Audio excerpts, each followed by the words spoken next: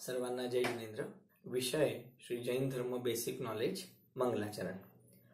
जय श्री ओम नमः सिद्धेभ्यः, जय श्री ओम नमः सिद्धेभ्यः, जय श्री ओम नमः सिद्धेभ्यः। नमो अरहन्ताणं, नमो सिद्धाणं, नमो आयरीयाणं, नमो वज्रायाणं, नमो लोये सव्वसाहूणम्। मोक्षमार्गस्य नेतारं भेत्तारं कर्मभूभृतां ज्ञातारं विश्वतत्त्वानां वन्दे तद्गुणलब्धये, वन्दे तद्गुणलब्धये। मङ्गलं भगवान् वीरो, मङ्गलं गौतमो गणी, मङ्गलं कुन्दकुन्दाद्यो जैनधर्मोऽस्तु मङ्गलम्। सर्वमङ्गलमाङ्गल्यं सर्वकल्याणकारकं प्रधानं सर्वधर्माणां जैनं जयतु शासनं, जैनं जयतु शासनं, जैनं जयतु शासनम्।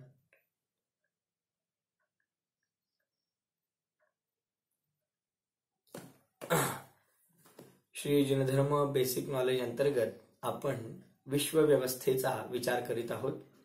या अंतर्गत आपण विश्व आणि द्रव्य ही दोन प्रकरणं पाहिली। विश्व व्यवस्था कशी आहे, त्यामध्ये द्रव्य कशा पद्धतीने राहतात, किती आहेत, त्यांच्या व्याख्या, उदाहरणे या सर्व गोष्टींचा आपण अभ्यास केला। आज आपण गुण या संकल्पनेचा अभ्यास करणार आहोत।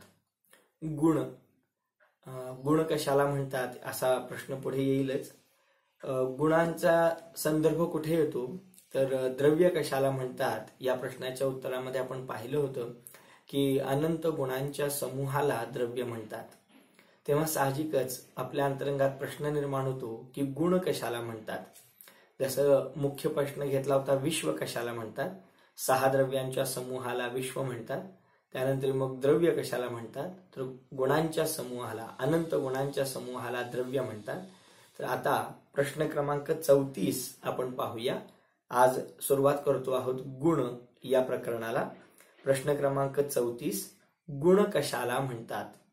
उत्तर, जे द्रव्याच्या संपूर्ण भागामध्ये व त्याच्या सर्व अवस्थांमध्ये असतात त्यांना गुण म्हणतात। पुन्हा एकदा प्रश्न क्रमांक 34, गुण कशाला म्हणतात? उत्तर, जे द्रव्याच्या संपूर्ण भागामध्ये आणि त्याच्या सर्व अवस्थांमध्ये असतात त्यांना गुण असे म्हणतात। पाहूया याचा अर्थ की गुण कशाला म्हणतात। अनंत गुण जे सांगितले जातात द्रव्यामध्ये आणि ते अनंत किती आहेत त्याचाही आपण प्रश्न पाहिला होता की या विश्वामध्ये जितके जीव द्रव्य आहेत अनंत, त्याहीपेक्षा अनंत पटींनी पुद्गल द्रव्य आहेत अनंत अनंत, त्याहीपेक्षा अनंत पटींनी 3 काळाचे समय आहेत, त्याहीपेक्षा अनंत पटींनी आकाश द्रव्याचे प्रदेश आहेत आणि त्याहीपेक्षा अनंत पटींनी एका द्रव्यातील गुण आहेत। तर अशा प्रकारची चर्चा आपण केली होती। पण नेमकं गुण म्हणायचं कशाला, गुण म्हणजे काय, गुणाची व्याख्या कोणती, तर ती डेफिनेशन, परिभाषा, व्याख्या इथे सांगतात की जे द्रव्याच्या संपूर्ण भागामध्ये असतात आणि संपूर्ण अवस्थांमध्ये असतात त्यांना गुण असे म्हणतात। म्हणजे द्रव्याचा जितका आकार, द्रव्याचा जितका भाग, द्रव्याचं जितकं क्षेत्र, त्या संपूर्ण क्षेत्रामध्ये जे व्यापून असतात आणि द्रव्याच्या जितक्या अवस्था, द्रव्याच्या जितक्या पर्यायी, त्या सर्व पर्यायींमध्ये सुद्धा जे अस्तित्वात असतात त्यांनाच गुण असे म्हणतात। 2 त्यासाठी पॉइंट्स आले, 2 बिंदू मुख्य आहेत की जे द्रव्याच्या संपूर्ण भागामध्ये, संपूर्ण क्षेत्रामध्ये, संपूर्ण अंशामध्ये आणि संपूर्ण अवस्थांमध्ये म्हणजे सर्व पर्यायींमध्ये व्यापून राहतात त्यांनाच गुण असे म्हणतात। उदाहरण घेऊया। उदाहरण असं की खडीसाखर, सोपं आहे समजायला। तर साखर हे उदाहरण आहे, एक द्रव्य आहे, पुद्गल द्रव्य आहे, कारण त्याच्यामध्ये स्पर्श, रस, गंध, वर्ण हे गुण आहेत। आपल्याला माहिती आहे की ज्या द्रव्यामध्ये स्पर्श, रस, गंध, वर्ण हे गुण असतात त्या द्रव्याला पुद्गल द्रव्य असे म्हणतात। मग खडीसाखरेमध्ये स्पर्श आहे, त्याचा स्पर्श होतो, रस आहे, चव आहे, गंध आहे, वास आहे आणि वर्ण म्हणजे तिचा रंग देखील आहे पांढरा शुभ्र असा। तर खडीसाखर ही काय झाली, एक द्रव्य आहे. आता त्या खडीसाखरेची जी गोडी आहे किंवा तिची जी चव आहे, चव ज्याला आपण रस म्हणतो, तर तो त्या खडीसाखरेमध्ये एक गुण आहे, गुण. तर आता गुणाच्या व्याख्येवरती हे तपासून पाहूया. जे द्रव्याच्या संपूर्ण भागामध्ये, आता जी खडीसाखर आहे, द्रव्य आहे, त्या खडीसाखरेचा एक गुण आहे म्हणजे तिची चव, तिचा रस. आता ती चव किंवा तो रस, गोड रस जो काही आहे तो त्या खडीसाखरेच्या वरच्या बाजूला आहे, मधल्या भागात आहे की खालच्या बाजूला आहे. नेमकी खडीसाखर गोड आहे तर कोणत्या बाजूने गोड आहे, उजव्या बाजूने गोड आहे की डाव्या बाजूने गोड आहे? आपण म्हणाला असं नसतं. तर त्याची जी चव आहे ती संपूर्ण खडीसाखरेमध्ये कुठूनही चाखा, म्हणजे वरून खालून डाव्या बाजूला कोणत्याही बाजूने आपण त्या खडीसाखरेला चाखलं तर तिचा स्वाद आपल्याला येणारच आहे.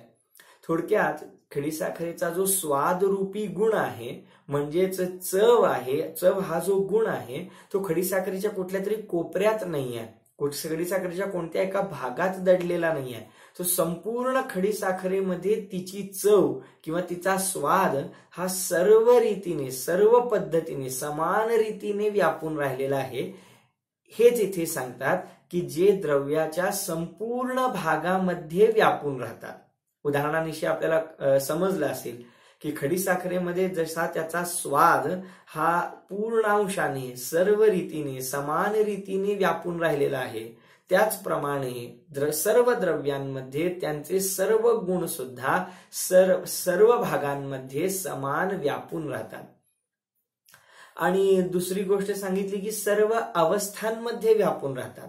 आता हा दुसरा बिंदू बघूया की गुण द्रव्याच्या सर्व अवस्थांमध्ये व्यापून राहतात. म्हणजे खडीसाखर आहे, तिचा असा मोठा स्फटिक आहे, तुकडा आहे. आता त्याच्यामध्ये स्वाद आहे. आता समजा आपण त्या खडीसाखरेचे 2 तुकडे केले, म्हणजे त्याची अवस्था बदलली, आपण त्याचं अवस्था 2 तुकडे रूप अवस्था केली. तर मग आता त्याच्यामध्ये स्वाद कोणत्या तुकड्यामध्ये आहे, या तुकड्यामध्ये आहे की त्या तुकड्यामध्ये आहे? तर सर्वत्र आहे. म्हणजे मागच्या एक स्फटिक रूप अवस्था होती, त्याच्यामध्ये पण स्वाद रूपी गुण होता, आणि आता 2 तुकडे केले तर त्याच्यामध्ये सुद्धा स्वाद रूपी गुण आहेच.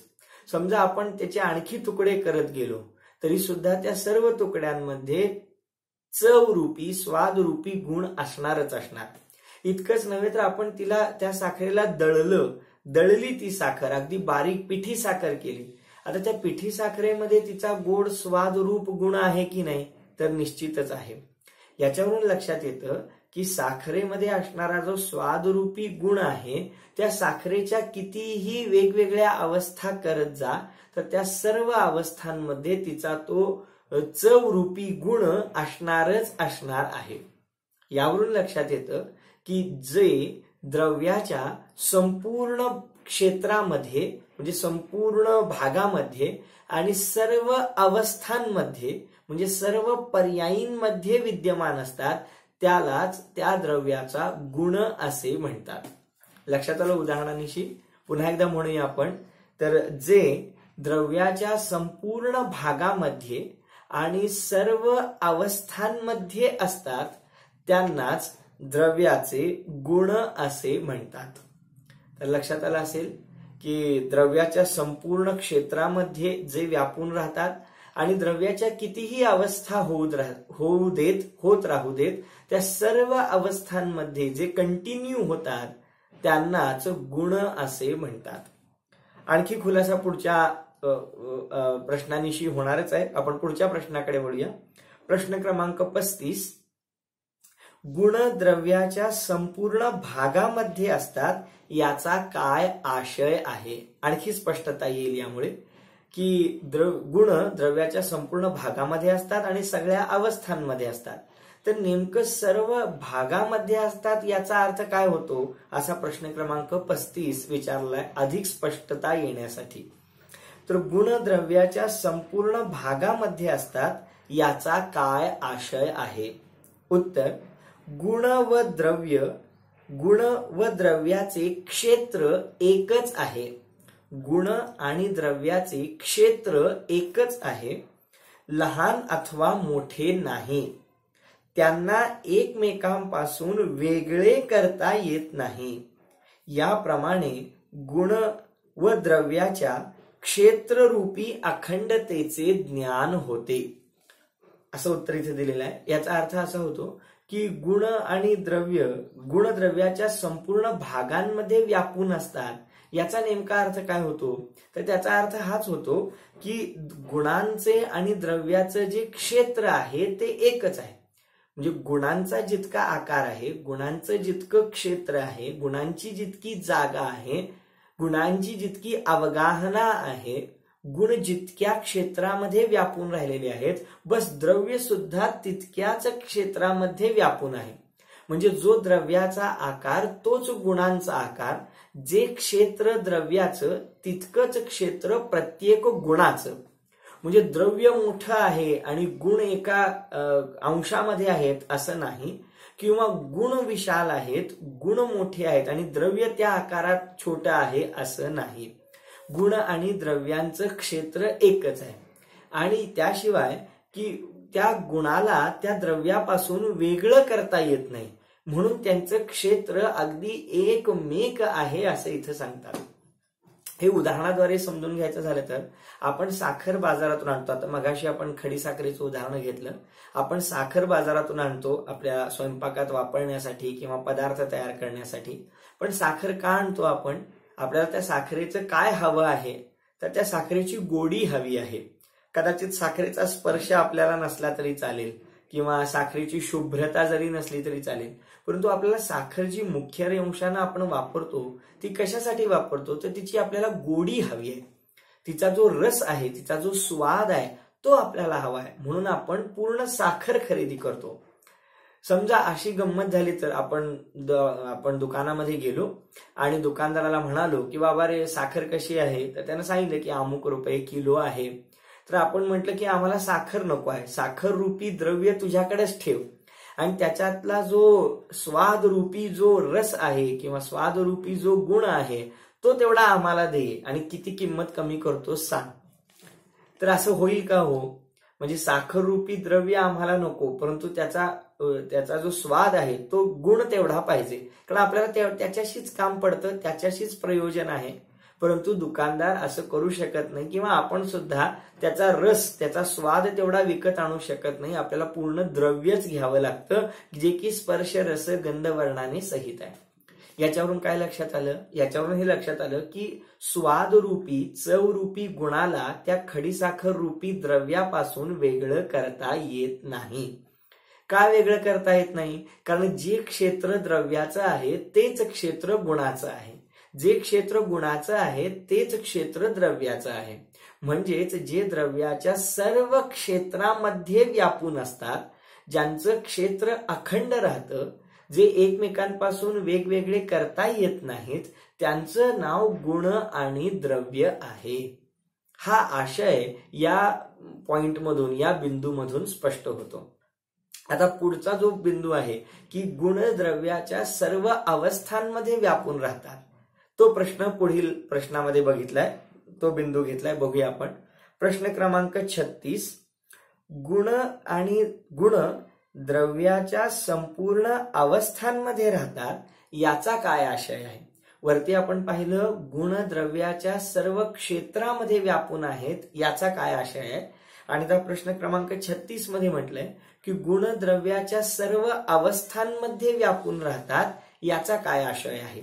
उत्तर: गुण व द्रव्य त्रैकालिक आहेत, म्हणून गुणांचा द्रव्यामध्ये कधीही अभाव होत नाही. याप्रमाणे गुण आणि द्रव्याच्या कालासंबंधी अखंडतेचे ज्ञान होते. काय सांगितलं की गुण द्रव्याच्या संपूर्ण अवस्थांमध्ये राहतात, याचाच अर्थ हा की द्रव्य जसं त्रैकालिक आहे, म्हणजे भूतकाळामध्ये होतं, वर्तमानात आहे आणि भविष्य काळामध्ये सुद्धा असणार आहे. द्रव्याला आदिही नाही आणि अंतही नाही, ते सदाकाळ विद्यमान आहे. जर द्रव्य सदाकाळ अनादी अनंत विद्यमान असेल तर ते द्रव्य ज्याच्यापासून बनलं, अनंत गुणांच्या समूहाला द्रव्य म्हणतात, तर ते गुण सुद्धा त्यांना सुद्धा आदी नाही आहे, त्यांना सुद्धा अंत नाही आहे. द्रव्य जसं त्रैकालिक आहे, गुण सुद्धा तसेच त्रैकालिक आहेत. म्हणजेच की द्रव्य कितीही परिणमन करू दे, द्रव्य कितीही ट्रान्सफॉर्मेशन करू दे, द्रव्याच्या अवस्था कितीही बदलत बदलत बदलत जाऊ देत, परंतु त्या द्रव्याच्या अवस्थांमध्ये अशी एकही अवस्था येणार नाही की ज्यामध्ये पूर्वीच्या अवस्थेमध्ये हा गुण होता आणि आत्ताच्या अवस्थेमध्ये हा गुण गायब झाला आहे किंवा हा गुण नाहीये, असं कधीही होणार नाही. जसं त्या साखरेला आपण कोणत्याही आकारामध्ये बदललं तरी त्याच्यातली गोडी, त्याच्यातला गोड स्वाद, तो चवरूपी गुण हा कधीही नष्ट होत नाही. मी तर असं सांगतो, पूर्ण स्फटिक असताना तर त्याच्यामध्ये गोडी आहेच, स्वाद आहेच. त्याचे 2 तुकडे केले तरी त्याचा स्वाद आहे, त्याचे भरपूर तुकडे केले तरी त्याचा स्वाद आहे, त्याला आम्ही दळलं आणि पिठी साखर केली तरी त्याचा स्वाद आहे.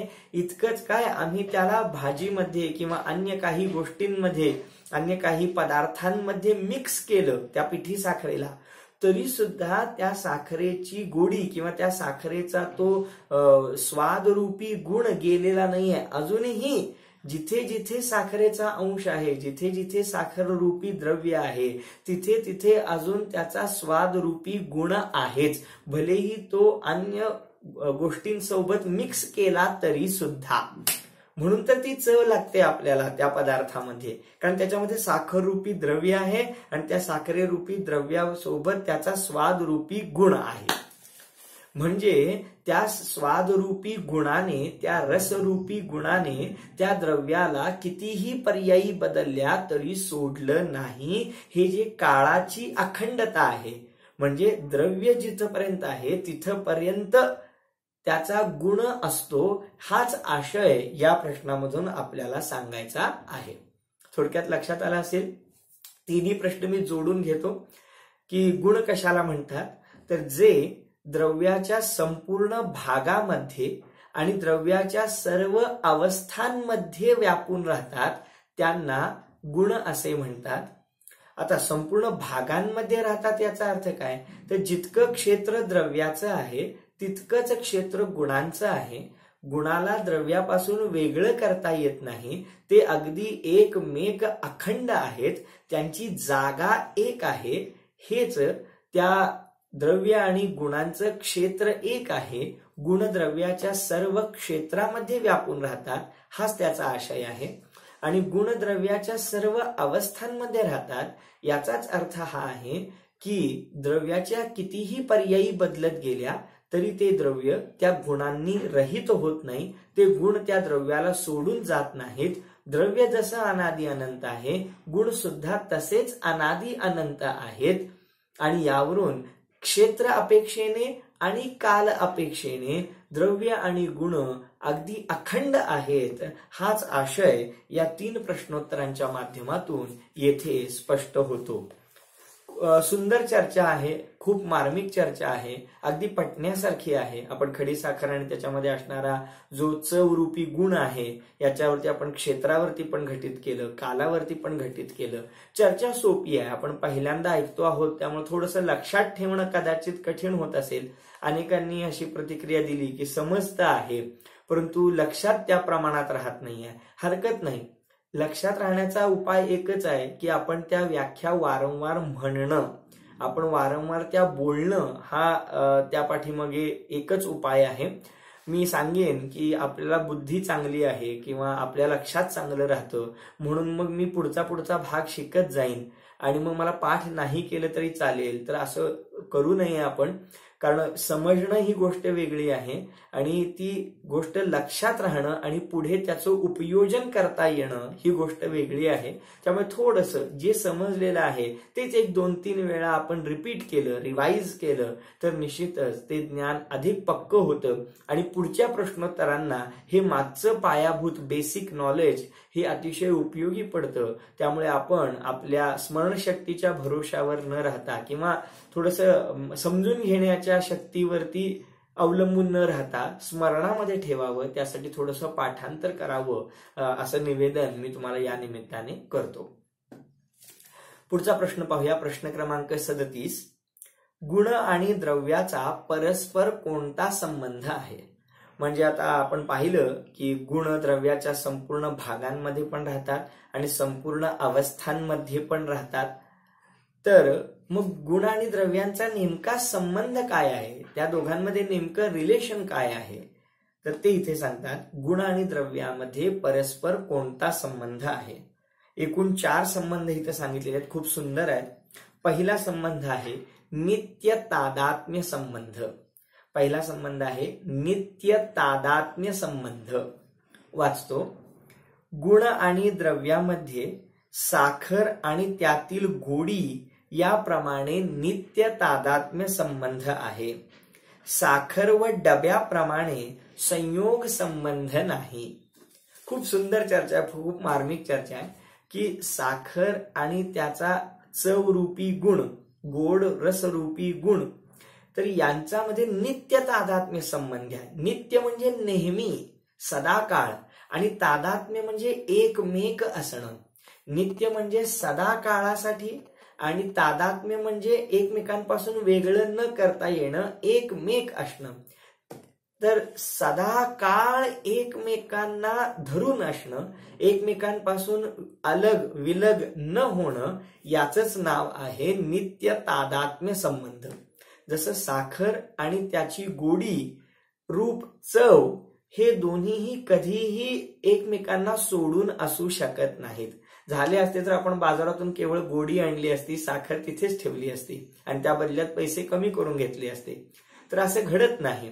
म्हणजे साखर रूपी द्रव्य आणि त्याची चव रूपी गुण यांच्यामध्ये नित्य तादात्म्य संबंध आहे.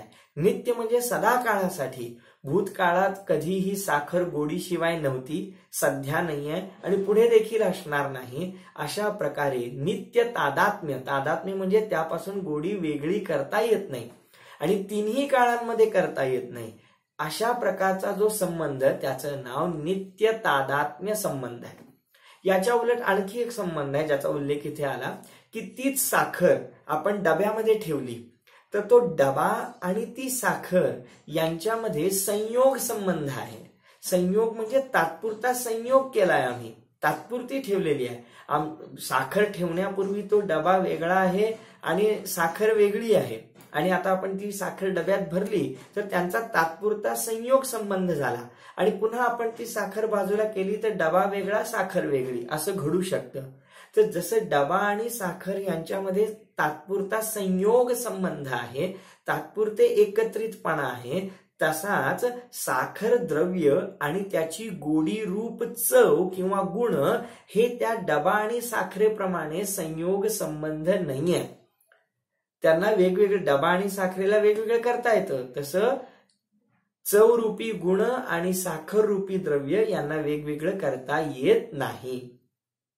याचाच अर्थ साखर आणि त्याचा गुण, द्रव्य आणि गुण यांच्यामध्ये नित्य तादात्म्य संबंध असतो. या उलट दोन द्रव्यांचा संयोग संबंध असतो, दोन द्रव्यांचा संयोग संबंध असतो आणि एक द्रव्य आणि त्याचे गुण यांच्यामध्ये नित्य तादात्म्य संबंध असतो. म्हणजे गुण कधीही द्रव्याला सोडून असू शकत नाहीत, द्रव्य कधीही गुणांना सोडून असू शकत नाही. याला आणखी एक मला उदाहरण द्यायचं आहे. आग, अग्नी आणि त्याचा उष्णता रूपी गुण, कारण उष्ण असते ना अग्नी. आता अग्नी आणि उष्णता यांचा संबंध कसा आहे हो? तर अग्नी आणि उष्णता यांचा नित्य तादात्म्य संबंध आहे. नित्य, नित्य म्हणजे सदाकाळ उष्णतेने सहितच अग्नी असणार आणि अग्नी उष्णतेने युक्तच असणार. आणि तादात्म्य म्हणजे अग्नीपासून उष्णता वेगळी करता येत नाही, तर अग्नी आणि उष्णता हे दोन्ही एकरूप आहेत. याचंच नाव आहे नित्य तादात्म्य संबंध. लक्षात येत आहे? तर अशा प्रकारे हा पहिला संबंध सांगितला, द्रव्य आणि गुण यांच्यामध्ये नित्य तादात्म्य संबंध असतो, संयोग संबंध नसतो.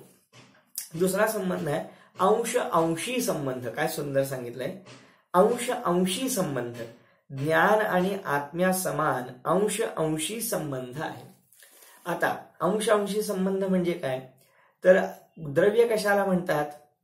द्रव्य कशाला म्हणतात? अनंत गुणांच्या समूहाला द्रव्य म्हणतात.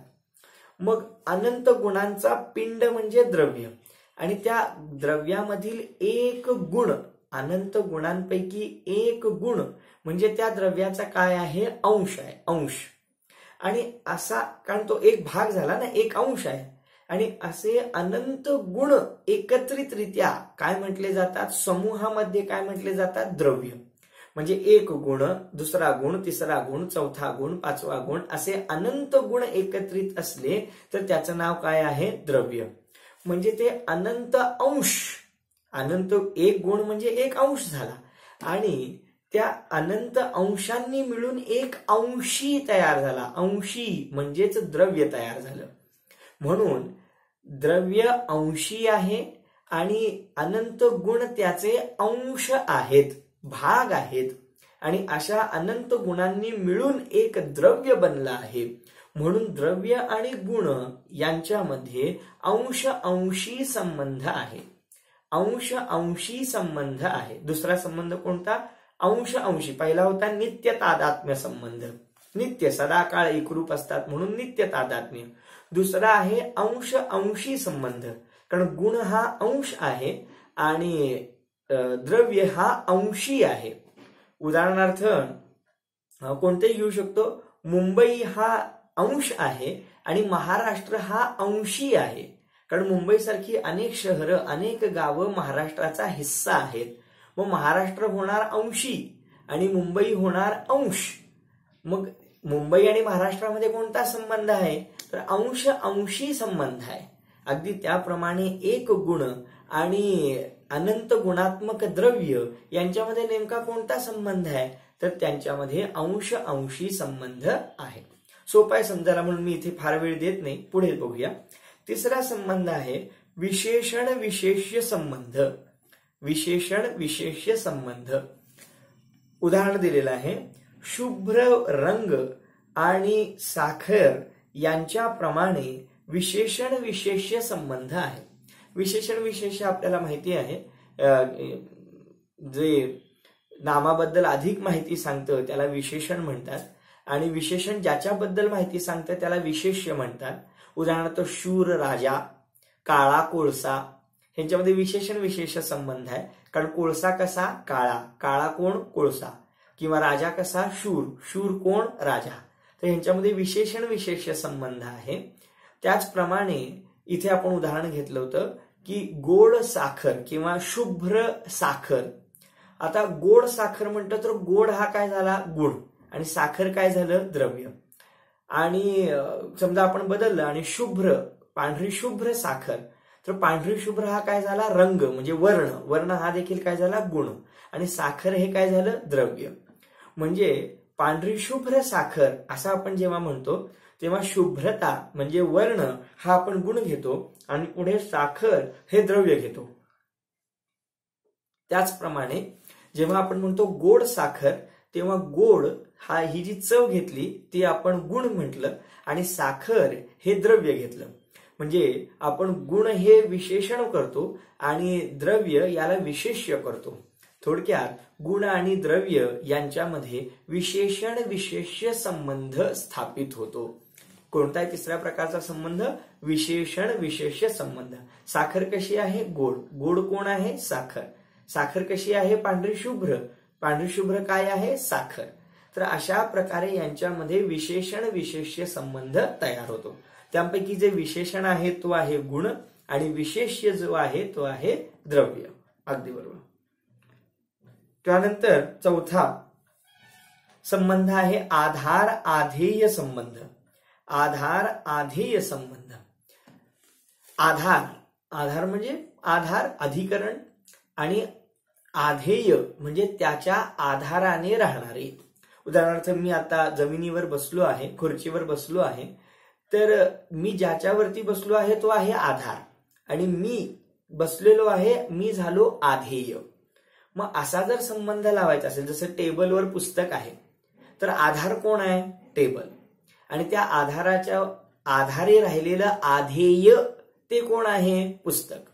समजलं का. डोक्यावर टोपी आहे तर मग आधार कोण आहे, डोकं, आणि त्या आधाराने कोण आहे, टोपी, तर टोपी काय झाली, आधेय.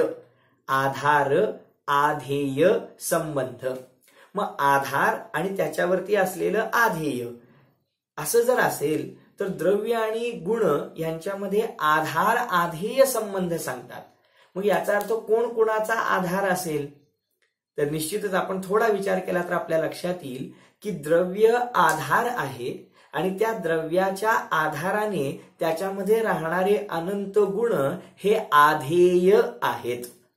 म्हणजे गुण आधेय आहेत आणि द्रव्य त्यांचा आधार आहे.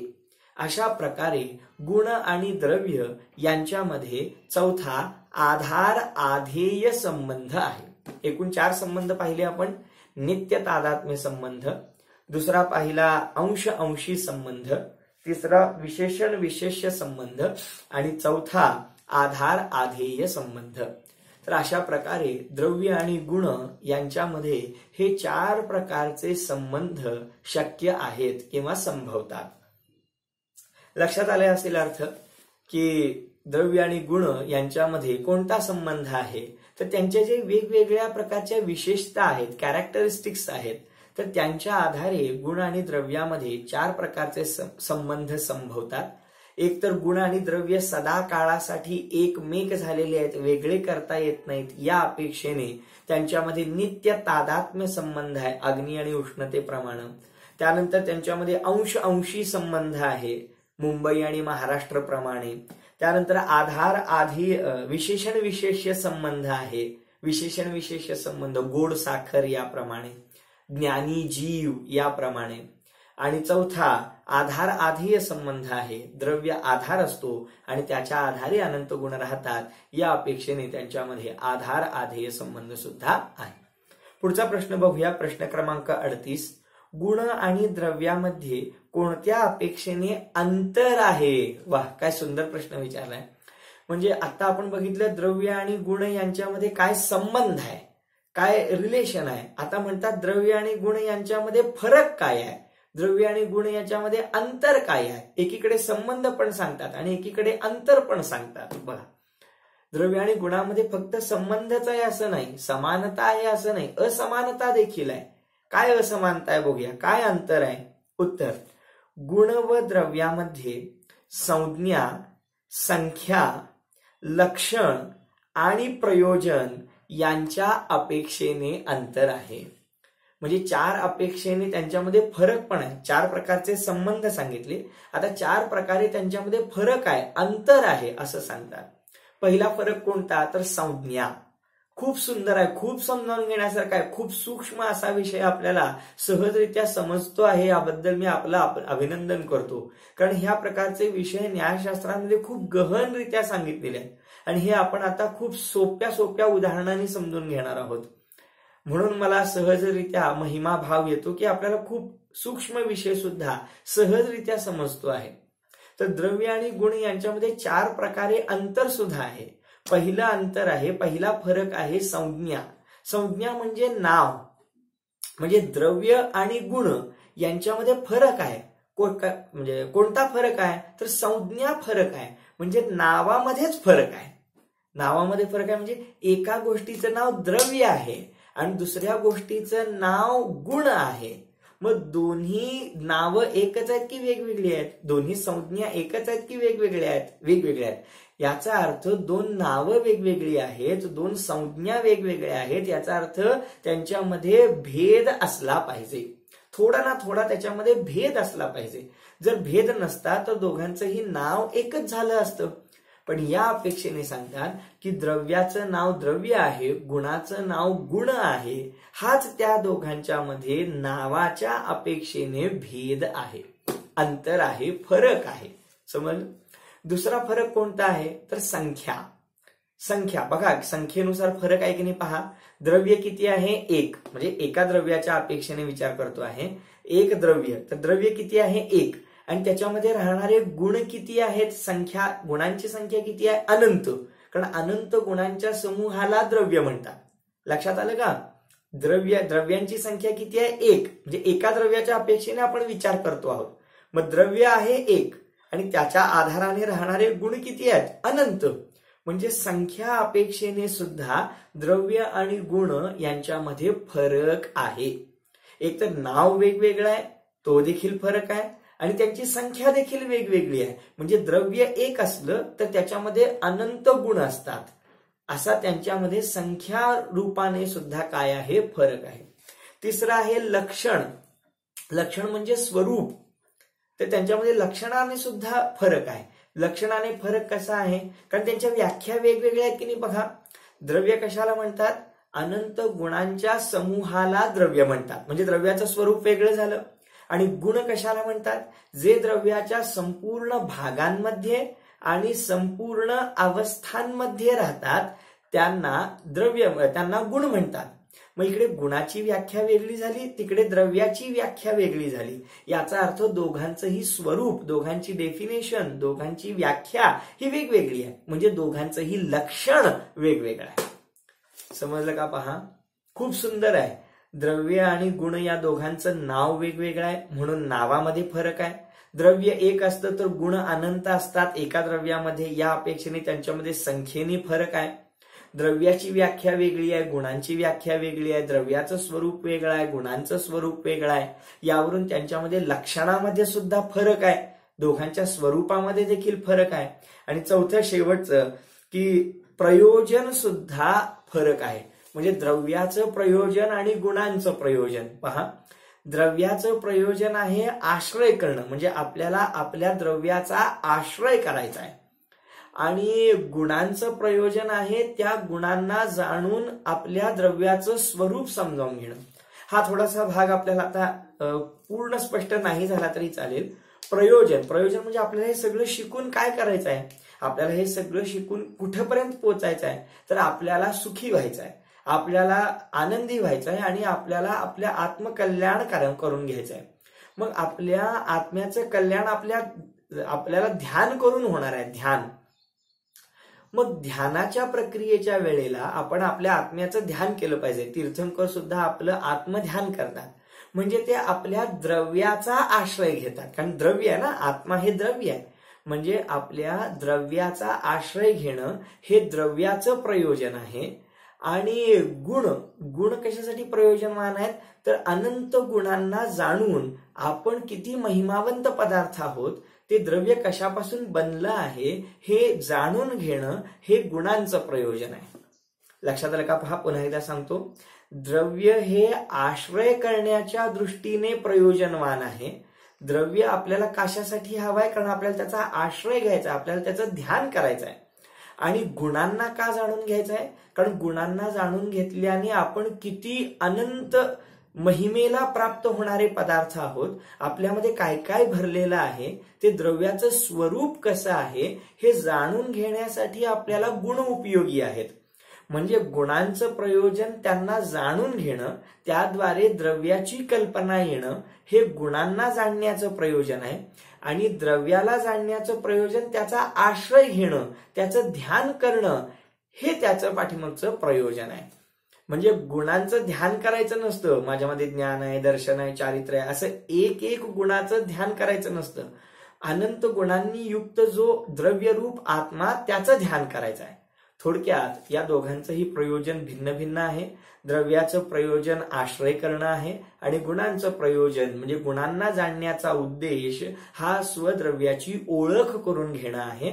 आणि द्रव्याला जाणण्याचा उद्देश त्याचा आश्रय करून त्याच्यामध्येच मग्न होणं, त्याचं ध्यान करताना त्यामध्ये आकंठ बुडून राहणं हे त्या द्रव्याला जाणण्याचं मूळ प्रयोजन, मूळ उद्देश आहे.